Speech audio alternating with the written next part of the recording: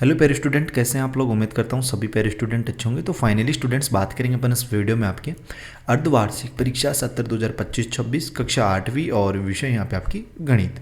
तो क्लास 8 वाले जो स्टूडेंट्स हैं उनके लिए ये वीडियो रहेगी। इस वीडियो में कक्षा 8 के लिए अपन जो है यहाँ पे जो आपका मैथ्स का क्वेश्चन पेपर है ना, उसका अपन संपूर्ण सॉल्यूशन यहाँ पे कवर करने वाले हैं। ठीक है, तो वीडियो को स्टार्ट से लेकर आखिरी एंड तक कंप्लीट देखिएगा।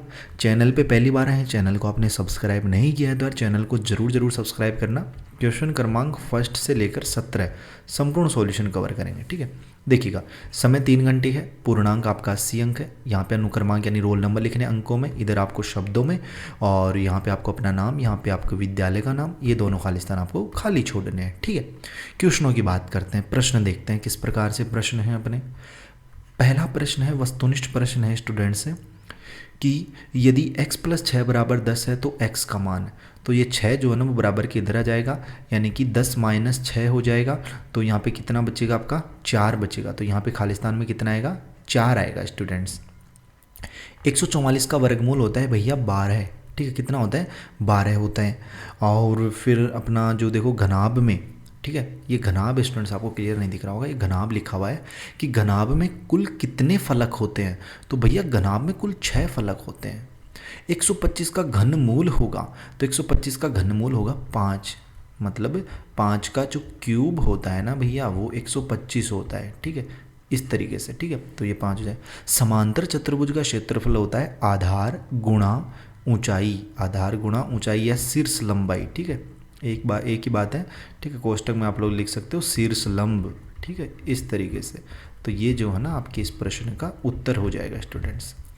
नेक्स्ट प्रश्न पे चलते हैं, देखिएगा कि घन की सभी भुजाएं व फलकें क्या होती हैं, लंबाई में बराबर। यहाँ पे लिखना लंबाई में बराबर। ठीक है, यहाँ पे लिख देता हूँ लंबाई में। ठीक है, लंबाई में बराबर, लंबाई में बराबर, ये आपको इस प्रश्न में लिखना है। ठीक है, नेक्स्ट प्रश्न पे चलते हैं, लघुरात्मक प्रश्न देखते हैं।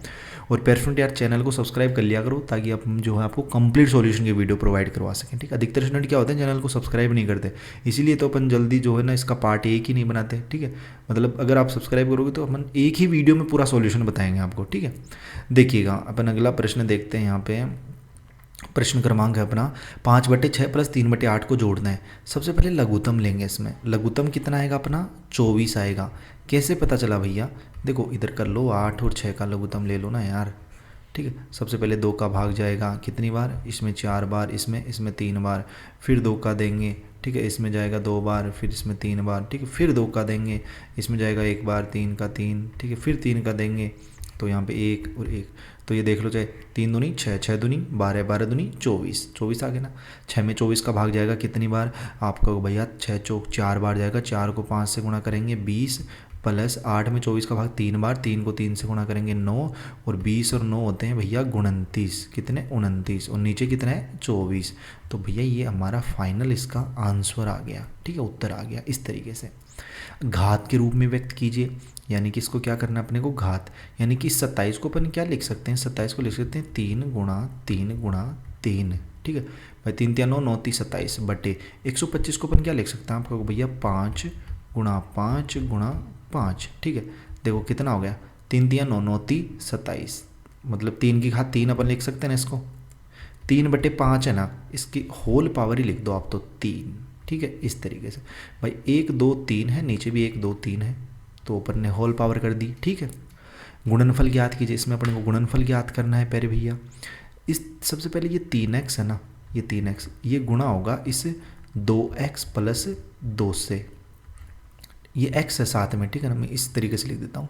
फिर प्लस का 7 जो है ना, ये गुणा होगा इस 2x + 2 से। ठीक है, लिख देते हैं। जब 3x इस 2x से गुणा होगा तो 6x²। ठीक है, कितना, 6x²। जब 3x प्लस इस 2 से गुणा होगा तो 6x। ठीक है, प्लस यहाँ पे 7 जब 2 से गुणा होगा तो 14x। ठीक है, और जब इस 7 2 से गुणा होगा तो 14। ठीक है, तो यहाँ पे देखो क्या है आंसर, 6x²। 6x और 14x कितने बचेंगे, कितने हो जाएंगे आपको भैया, तो 20x हो जाएंगे। तो 20x लिख दो ना, फिर हो जाएंगे। तो प्लस यहाँ पे कितना है 14, लिख दो। ये आपका इसका फाइनल आंसर हो गया। ठीक है स्टूडेंट, और पेरेंट देखो मैंने पिछले वीडियोस में आपको बताया था, अगर आप लोगों ने अभी तक अपने एप्लीकेशन के ऊपर अगर कक्षा 8वीं वाला बैच परचेज नहीं किया है ना, तो उसे परचेज कर लेना अगर कक्षा 8वीं वाला टॉपर बैच, क्योंकि आपको पता है सीजी बोर्ड में इस बार बोर्ड परीक्षा है, तो बोर्ड परीक्षा 2025-26 की ज़बरदस्त तैयारी के लिए जो है ना इस टॉपर बैच को परचेज कर लेना। इसमें आपको अर्धवार्षिक के वार्षिक के सभी क्वेश्चन आंसर इसमें मिल जाएंगे। ऑल सब्जेक्ट्स की प्राइस है ओनली फॉर 199, ठीक है, जिसमें गणित, विज्ञान, अंग्रेजी, सामाजिक विज्ञान, हिंदी, संस्कृत सभी विषयों के प्रश्न उत्तर मिल जाएंगे जो आपको बोर्ड परीक्षा में मिलेंगे, ठीक है। तो आप लोग जो है ना प्ले स्टोर पे जाना, कहाँ पे जाना भैया, मैंने पिछले वीडियोज़ में बताया था, प्ले स्टोर पे जाना, Y2 पॉइंट आपको सर्च करना है, जहाँ से अपन ऐप वो डाउनलोड करते हैं ना एप्लीकेशन, वहाँ से Y2 पॉइंट इस तरीके का ऐप आ जाएगा, उसे इंस्टॉल कर लेना, ओपन कर लेना, ऊपर ही ऊपर दिख जाएगा क्लास 8 वाला, या फिर ऑल कोर्सेज पे जाना। इस पर जैसे क्लिक करोगे बाय नाउ का ऑप्शन आएगा, बाय नाउ पे आपको क्लिक करना है। इस पर जैसे क्लिक करोगे फिर यहाँ पे फ़ोन पे, पेटीएम वगैरह के ऑप्शन आ जाएंगे, यहाँ से फिर से आपको बाय नाउ पे क्लिक करके इसको परचेस कर लेना है, ठीक है। इसमें डेफिनेटली आपको वो क्वेश्चन मिलेंगे। और देखो द्वारित परीक्षाएं जो है ना वो भी अपनी स्कूल वाइज होती हैं, कई स्कूलों में अलग पेपर आता है, कई में अलग आता है, तो अपन जो है ना इसमें आपको ऐप में आपको संपूर्ण वो मिल जाएंगे क्वेश्चंस, ठीक है। नेक्स्ट प्रश्न देखो यहाँ तो आप कि उस समांतर चतुर्भुज का आधार ज्ञात कीजिए जिसका क्षेत्रफल 390 वर्ग किलोमीटर सेंटीमीटर है तथा शीर्ष लंबाई 26 सेंटीमीटर है।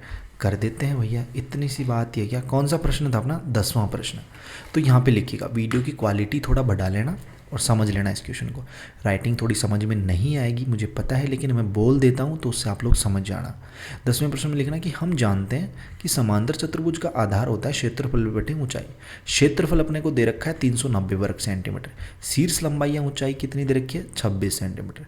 अतः आधार बराबर क्या हो जाएगा 390 बटे 26 यानी कि 190 बटे 13। तो आधार की लंबाई कितनी आ गई 15 सेंटीमीटर। 190 में जब 13 का भाग दोगे ना तो 15 बढ़ जाएगा। यही इसका क्या है उत्तर है भैया, ठीक है। अगला प्रश्न देखते हैं। चाय के एक डिब्बे की लंबाई 10 सेंटीमीटर, चौड़ाई 7 सेंटीमीटर और ऊंचाई 4 सेंटीमीटर हो तो डिब्बे का आयतन ज्ञात कीजिए, और इसके अथवा में भी दे रखा है। तो देखिएगा अपन इस प्रश्न को सॉल्यूशन किस तरीके से करते हैं। इस अथवा वाले को ही करते हैं अपन, ऊपर वाले को छोड़ते हैं अथवा वाले को। इस तरीके से लिखना है बराबर 2, इस 2 के बटे में अपन 1 लिख सकते हैं, कोई दिक्कत नहीं है, लिख सकते हो भैया। किसी भी संख्या के बटा में 1 लिखोगे ना उस संख्या में कोई फर्क नहीं पड़ेगा। वज्र गुणा कर दो, इस संख्या को तो इससे गुणा कर दो, इस संख्या को इससे कर दो। देखो 2 तो गुणा हो जाएगा इस 4m प्लस 2 से, ठीक है, इस नीचे वाली से, और ये 7m प्लस इस 6 से गुणा हो जाएगा। यहाँ पे सॉल्यूशन इस तरीके से देख सकते हो, ठीक है। फाइनल आंसर आएगा आपका m बराबर 2, ठीक है। सिंपल है यार, समझ लेना, ठीक है भाई। 2 जब इस 4m से गुणा होगा तो 8m, 2 जब 2 से गुणा होगा तो 4, फिर ये 1 तो भाई किसी भी संख्या से गुणा हो वही संख्या आएगी, तो इसमें वही संख्या लिख देंगे। फिर अपन पक्षतांतरण कर देंगे तो m बराबर आपका 2 आएगा, ठीक है। नेक्स्ट अपन प्रश्न देखते हैं, अपन 12वां प्रश्न है, लघु उत्तरीय प्रश्न है कि अंजलि ने एक दुकान से 500 रुपये मूल्य के ऊन तथा ऊन खरीदे तथा 800 रुपये मूल्य के गहने खरीदे। यदि उन पर बिक्री कर 16% तथा गहनों पर बिक्री कर 8% है तो अंजलि कुल कितने रुपए अदा करेगी। तो देखिए भैया कितने अदा करेगी वो। देखो 500 रुपये को उसने क्या खरीदे भैया, 500 रुपये के उसने ऊन खरीदे भैया, और 800 रुपये के उसने गहने खरीदे।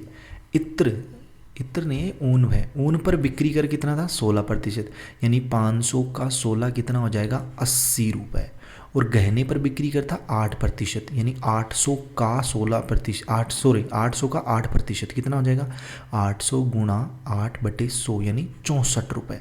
यानी कि कुल मिलाकर वो 80 + 64, इन दोनों को अपन जोड़ देंगे, ठीक है। इन दोनों को क्या कर देंगे भैया जोड़ देंगे, तो कुल मिलाकर वो 80 + 64 यानी 144 रुपये जो है ना दुकानदार को वो एक्स्ट्रा देगी। यानी टोटल कितने देगी 800 + 500 प्लस ये कर वाले 144, मतलब 1444 रुपये वो एक्स्ट्रा देगी, ठीक है। इस तरीके से नेक्स्ट प्रश्न देखना, मतलब कुल रुपए देगी, एक्स्ट्रा नहीं, कुल रुपए 1444 कुल देगी। 144 ने क्या आए थे कर आया था उसका। नेक्स्ट देखना प्यारे स्टूडेंट, प्रश्न है कि एक समचतुर्भुज का क्षेत्रफल ज्ञात कीजिए जिसका विकिरण 24 सेंटीमीटर व 10 सेंटीमीटर है। तो कर देते हैं भैया इसका आंसर भी अपन, देखिएगा समझिएगा कि प्रथम विकिरण D1 मान लिया 24 सेंटीमीटर, द्वितीय विकिरण D2 मान लिया 10 सेंटीमीटर। समचतुर्भुज का क्षेत्रफल होता है 1/2 गुणा प्रथम विकिरण इंटू दूसरा विकिरण, मतलब D1 इंटू D2। 1/2 गुणा प्रथम कितना था 24, दूसरा कितना था 10, काट दीजिए, 2 एकम 2 और 12 दूनी 24। तो समचतुर्भुज का क्षेत्रफल कितना आ गया 120 सेंटीमीटर स्क्वायर, ये इसका आंसर हो जाएगा। अगला प्रश्न देखते हैं, 14 क्वेश्चन है, माध्यिका ज्ञात कीजिए। 8, 4, 14, 12, 6, 10, 9, 5 की माध्यिकाएँ बतानी है। तो बता देते हैं भैया माध्यिकाओं में क्या दिक्कत है, तो ये हो जाएगी माध्यिका, ठीक है भाई। इस तरह के आंकड़ों को अगर आरोही क्रम में लिखेंगे अपन, आरोही क्रम मतलब बढ़ता हुआ, सबसे पहले सबसे छोटी संख्या, उससे बड़ी, उससे बड़ी, उससे बड़ी, उससे बड़ी, ठीक है, इस तरीके से बढ़ता हुआ क्रम।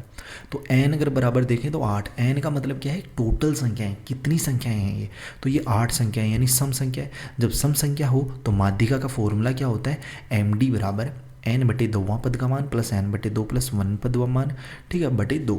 तो यहाँ पे देखो 8 बटे 2 पद का मान प्लस 8 बटे 2 प्लस 1वें पद का मान, मतलब चौथा पद प्लस 5वां पद का मान, और उसमें अपन 2 का भाग देंगे प्लस करके, तो 8 प्लस 9 बटे 2 यानी 17 बटे 2 आ जाएगा, यानी फाइनल आंसर आएगा इसका आपका 8.5। ये इसका उत्तर है। और अथवा वाला देखना चाहो ना, तो अथवा वाला भी आप लोगों को आंसर में दिखा देता हूँ, ठीक है। या वाला भी, पहले प्रश्न तो पढ़ दे भैया, प्रश्न तो पढ़ दो यहाँ पे, ठीक है ना। प्रश्न तो पढ़ें सर, क्या है प्रश्न है कि एक मजदूर को 13 दिनों के काम के लिए 806 रुपये मिलता है, या उसे यदि उसे 1798 रुपये मिल जाए, ठीक है, मिले तो बताइए, जनाइए नहीं, बताइए यार, क्या लिखते हो, बताइए उन्होंने कितने दिनों तक काम किया, ठीक है। तो इसमें आप लोग देख सकते हो 13 दिनों की मजदूरी 806 रुपये से वही अनुपात होगा जो 1798 रुपये से x मजदूरी का होगा। माना कि 1798 रुपये मजदूरी के लिए x दिन कार्य करना पड़ेगा, अतः यहाँ अनुक्रमानुपाती विचरण का संबंध हो जाएगा। एक्स वाई दिनों की संख्या लिखेंगे इधर दो, और इधर मजदूरी, यानी 13, और मतलब 13 दिनों में कितने रुपए मिलते हैं, 806। x दिन में कितने मिलते हैं, 1798। x मतलब अपने को दिन नहीं पता, अब इनको अपन ये कर देंगे x1 अपॉन y1, ठीक है, और x2 अपॉन y2। 13 बटे 806 बराबर आ जाएगा x बटे 1798, वज्र गुणा करोगे तो ये इससे गुणा होगा, ये इससे गुणा होगा। 806x बराबर 13 गुणा 1798, इस 806 को इधर लेके जाएंगे तो भाग में चला जाएगा, काटोगे तो फाइनल आंसर आपका 29 दिन आएगा, ठीक है। तो ये आपका इसका उत्तर हो जाएगा। 15वां प्रश्न भी बताइए भैया क्या है 15वां प्रश्न, तो पढ़ते हैं ना 15वां प्रश्न, पहले पढ़ेंगे तभी तो देखेंगे यार। आपसे रिक्वेस्ट है चैनल को यार सब्सक्राइब कर देना, ठीक है। जिन भी स्टूडेंट ने चैनल को सब्सक्राइब नहीं किया ना, तो वो देख लेना, फिर देखोगे तो क्या है, आप भी देखो बहुत मेहनत से आपकी वीडियोस तैयार किए जाते हैं, ठीक है, बहुत मेहनत लगती है हर एक वीडियो को बनाने में। तो आप लोगों का दायित्व बनता है, कर्तव्य बनता है कि इस मेहनत के लिए भैया चैनल को सब्सक्राइब तो ज़रूर करना चाहिए, ठीक है। कुछ नहीं जाता, कुछ भी आपका टैक्स नहीं लगता, कोई भी आपका पैसा नहीं लगता इसमें सब्सक्राइब करने में, तो सब्सक्राइब जरूर किया करें। देखिएगा प्रश्नों की बात करते हैं। 15वां प्रश्न है आपका, क्या है 15वां प्रश्न भैया कि जसपुर के एक विद्यालय, ठीक है, जसपुर के एक विद्यालय में कक्षा 6 से यहाँ पे कौन से 10 तक पढ़ने वाले विद्यार्थियों की इसने क्या दे रखी है, संख्या दे रखी है, ठीक है। क्या दे रखी है भैया, विद्यार्थियों की संख्या निम्नांकित है, तो इनको वृत्ताकार लेखा चित्र में दर्शाइए। कक्षा हो जाएंगी 6, 7, 8, 9, 10, विद्यार्थियों की संख्या हो जाएगी 216, 180, 150, 110, 64, इस तरीके से, ठीक है। फिर बाद में देखिए इनका अपन को क्या करना है, इनको लेखा चित्र में बनाना है भैया, तो लेखा चित्र में बनाते हैं अपन, देखिएगा तो इस तरीके से हो जाएगा ये, ठीक है। सबसे पहले अपन क्या करेंगे, मतलब अपने को देखो वृत्त के केंद्र पर कोण तो अपन 360 डिग्री का होता है, अपने को पता है, अपन इनका कोण निकालेंगे, ठीक है। कोण निकालने के लिए क्या करेंगे कि एक छात्र के लिए केंद्र पर बना कोण कितना हो जाएगा 360 बटे 720, अतः 6 छात्रों के लिए केंद्र पर बना कोण 360 बटे 720 गुणा 216, ठीक, बराबर 108 डिग्री आ जाएगा। इसी तरीके से कक्षा 7 का 90 डिग्री, कक्षा 8 का 75 डिग्री, कक्षा 9 का 55 डिग्री, और जो फाइनल आंसर आएगा ना आपका वो इस तरीके से आ जाएगा। ये क्लियर नहीं दिख रहा होगा आपको, लेकिन एक वृत्त बनाना, उसमें एक तो 90 डिग्री का कोण लिखना, ठीक है, एक 108 डिग्री का कोण, इस तरीके से करना। देखो मैं इसको कर देता हूँ, ये एक लाइन ऐसे है, एक लाइन ऐसे है, फिर ये लाइन ऐसे है, फिर ये लाइन ऐसे है, और ये पूरा वृत्त है इस तरीके से, ठीक है। ये मैं गोला बना देता हूँ, लाइन तो टेढ़ी मेढ़ी हो रही है लेकिन आप समझ जाना, ठीक है। ये पेन सही से नहीं चल रहा ना, लेकिन मैं इसको डार्क कर रहा हूँ थोड़ा ताकि आपको दिख जाए सही से, इस तरीके। एक 90 डिग्री है, एक 108 डिग्री है, एक आपका कितना 32 डिग्री है, एक आपका 55 डिग्री का है, और एक 75 डिग्री, टोटल कितने हो गए ये 360 डिग्री, ठीक है। वृत्ताकार लेखा चित्र, इस तरीके से इसका उत्तर हो जाएगा। अगला प्रश्न अपन देखते हैं, देखिएगा 1000 रुपये का 10% वार्षिक दर से वर्ष का दर से 1000 रुपये का 10% वार्षिक दर से कितने वर्ष का चक्रवर्ती ब्याज ज्ञात करना है। कर देते हैं भैया, कोई दिक्कत नहीं है, कर देंगे अपन। ज्ञात है, दे रखा है, मूलधन कितना है 1000 रुपये, दर कितनी है 10%, समय कितना 1 वर्ष, चक्रवर्ती ब्याज ज्ञात करना, फॉर्मूला क्या होता है, तो ये फॉर्मूला होता है मूलधन गुणा 1/2, ठीक है, सॉरी 1 है ये, 1 प्लस दर बटे 100 उसकी पावर समय -1। फॉर्मूले में मान रख देंगे, सिंपल सा मान चिपकाना है और उसका आंसर निकाल लेना है। काटा पीटी करोगे 100 रुपये आएगा, चक्रवृद्धि ब्याज कितना आएगा 100 रुपये, ठीक है, इस तरीके से। बाकी देखो नेक्स्ट प्रश्न भी मैं दिखा देता हूँ यहाँ पे, लास्ट एंड फाइनल क्वेश्चन है। मैंने इस वीडियो में टोटल प्रश्न आपको बताए हैं 17 के 17 प्रश्न। कोई प्रश्न अगर समझ में नहीं आया है, कहीं पे कोई डाउट है तो कमेंट बॉक्स में बता देना। मैंने थोड़ा फास्ट बोला है, ये मुझे भी पता है, ठीक है, लेकिन आप वीडियो को अगर 2 से 3 बार देखोगे तो आपको समझ में भी आएगा। अगर फिर भी समझ में नहीं आ रहा तो कमेंट में बता देना, कमेंट बॉक्स आपके लिए खुला है, उसमें बता देना कि भैया समझ में नहीं आ रहा कोई सा भी प्रश्न है, या फिर ये वाला प्रश्न नहीं आया कोई सा भी, तो से अपन वीडियो बना देंगे, कोई जोर नहीं है। बस आपसे रिक्वेस्ट है कि आप चैनल को जरूर सब्सक्राइब कर देना, ठीक है। प्रश्न 17वां है, और इसी तरीके से अगर ऑल सब्जेक्ट के वीडियो चाहिए ना 17 के 17 प्रश्न होंगे तो आप लोग चैनल को जरूर सब्सक्राइब करेंगे। देखो, उस समांतर चतुर्भुज का आधार सरल कीजिए जिसका क्षेत्रफल 240 वर्ग सेंटीमीटर तथा ऊंचाई 8 सेंटीमीटर है। तो देखते हैं प्यारे स्टूडेंट इस प्रश्न का आंसर क्या करेंगे अपन।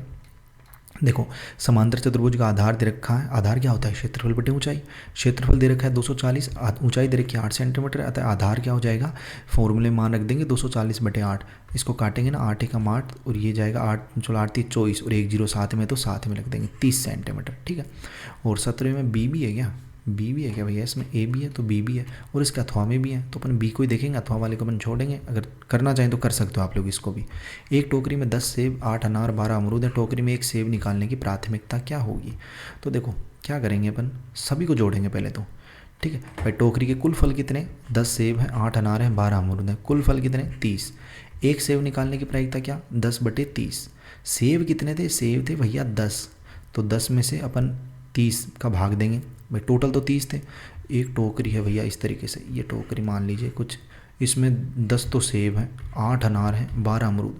मैं इसमें से एक फल निकालूंगा, मुझे नहीं पता मेरे हाथ में कौन सा फल, सेब आएगा, ठीक है, कि कौन सा वो आएगा, मतलब सेब आएगा का अनार आएगा का अमरूद आएगा मुझे नहीं पता, लेकिन मैं इसमें एक फल निकालूँ तो टोटल फल तो कितने हैं 30। और सेब निकालने की प्रायिकता पूछा है तो सेब कितने थे 10, तो 10 बटे 3 यानी कि 1 बटा 3 इसका आंसर हो जाएगा। और जो नेक्स्ट वाला था ना उसका आंसर भी ये देख सकते हो, ठीक है। तो वीडियो को पॉज कर लीजिए और आराम से इसका आंसर भी नोट डाउन कर लेना। बाकी कोई भी प्रश्न अगर समझ में नहीं आया, कुछ भी डाउट हुआ तो यार कमेंट बॉक्स में बता दीजिए, चैनल को सब्सक्राइब जरूर कीजिएगा, ठीक है। और नेक्स्ट वीडियो कौन से सब्जेक्ट की चाहिए वो भी कमेंट में बताना, क्योंकि टाइम टेबल भी अलग अलग होता है कई स्कूलों का, ठीक है। बाकी मिलते हैं जल्दी नेक्स्ट वीडियोज़ में, से होश हम जोश के साथ। तब तक सभी प्यारे स्टूडेंटों को बाय, धन्यवाद, टेक केयर स्टूडेंट्स।